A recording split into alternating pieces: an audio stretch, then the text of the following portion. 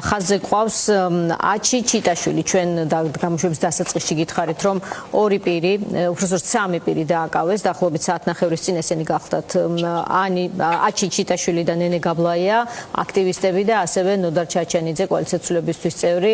ორი მათგანი აქტივისტები გამოუშვეს, ერთ-ერთი ახლა ხაზზე ყავს აჩი სამშვიდობისა მადლობა ჩართვისთვის. თუ შეგიძლიათ აგვიხსნათ, რა იყო დაკავების მიზეზი, რა გითხრეს პოლიციის განყოფილებაში და რის საფუძველზე გაგათავისუფლეს. ჩვენ გვიხარია რომ გაგათავისუფლეს, რა თქმა უნდა გილოცავთ ამას, თუმცა მიზეზები გვაინტერესებს, ან რატომ დაგიჭირეს, ან რატომ გამოგიშვეს. კი ბატონო, მოგესალმებით, მე სამნავით ხეთევ მაყურებელს. მოკლედ, ვიყავით ოფისში აქტივისტები და გეგმავდით სამომავლო ნაბიჯებს. რის შემდეგაც გავედი რომ მაღაზიაში უნდა მეტყიდა პროდუქტები და პოლიციის რამდენიმე თანამშრომელი მოვიდა და პირდაპირ ასე მკითხეს რომ ვინ ხარო. მეთქი ვინ ინტერესდება თქო და შემდეგ გამესწრება იყვნენ პოლიციელები და გოჩიტაშვილი არჩილი ვარ თქო. და ამის შემდეგ ხელი მომკიდეს, არაფერი არ აუხსნიათ. ერთ-ერთ შკოდაში ჩამტენეს პირდაპირ მნიშვნელობით, ნივთების ჩამორთმევა სურდათ და მათ არ მივეცი, რის შემდეგაც მოტყუებით წამართვეს ტელეფონი და სხვა ნივთებიც ასე ვთქვათ აიღეს თვითონ.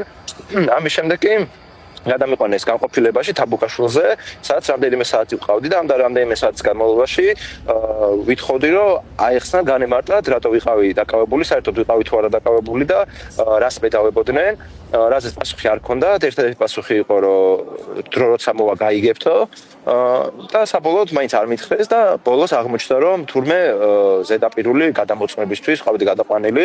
რაც უთხარი რომ მეთქი ადგილზე შეგეძლოთ ზედაპირულად ჩემი გადამოწმება თქო, მაგრამ ესე იყო საჭირო და გადმომიყვანეს და დამტოვეს 9 საათამდე განყოფილებაში.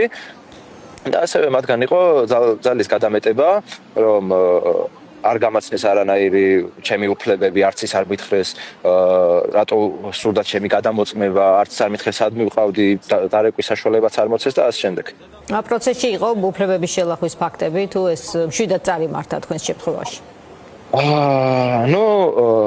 როცა მაკავებდნენ, მან ვეუბნებოდი, რომ მეთქი წამოყვებით ჩემით არ არის პრობლემა თქო, მაგრამ ძალის გამოყენებით მან ჩამტენეს მანქანაში და ასევე არანაირი რაღაცა ანგარიშის გაწევა არ ყოფილა ჩემგან, პირიქით ყველაფერში ვეხმარებოდი, რაღაც ნივთებით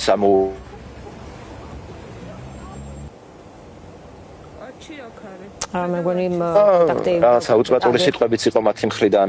იყო ხო ცოტა ხანი დავკარგეთ თქვენთან კონტაქტი, ასე რომ აი ბოლო ორი წინადადება რაც თქვით ეს გაგმეორეთ თუ შეიძლება და ასევე გითხარით, ესე იგი როგორც მივხვდით, ცალ-ცალკე დაგაკავეს ყველა.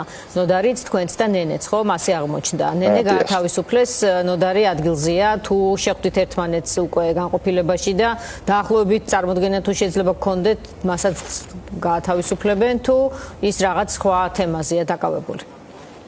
კი, მე და ნოდარი ერთად ვიყავით განყოფილებაში, მას დაულუქეს პულივიზატორები, რაზეც პოლიციას შევგითხე, მეთქი პულივიზატორი არის თუ არა, კანონსაწინააღმდეგო ნივთი თქო, რაზეც პასუხი გამცეს რომ არ არისო, მაშინ რა დაულუქეთ თქო და ამაზე გამომძიებელს გითხეთო, მაგრამ ნოდარსაც მალე გამოუშვებენ, უკვე ველოდებით რამდენიმე წუთში უნდა გამოვიდეს ეს.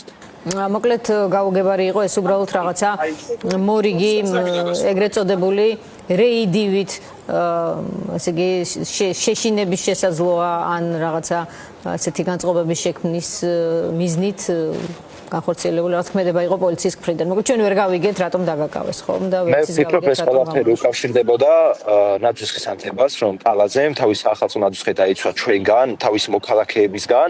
ჩვენ გეგმავთ რომ მივსრულებავით ნაძვისხესთან და საპროტესტო ბანერები აგვეწია. რაც დიდი ალბათობით საიდანღაც გაიგო პოლიციამაც და შინაგან საქმეთა სამინისტრომაც და ამის პასუხი იყო რომ უბრალოდ აგვიყვანა და წაგვიყვანა ყველანაირი ახსნა-გამარტების გარეშე და ყველანაირი კანონის გარეშე.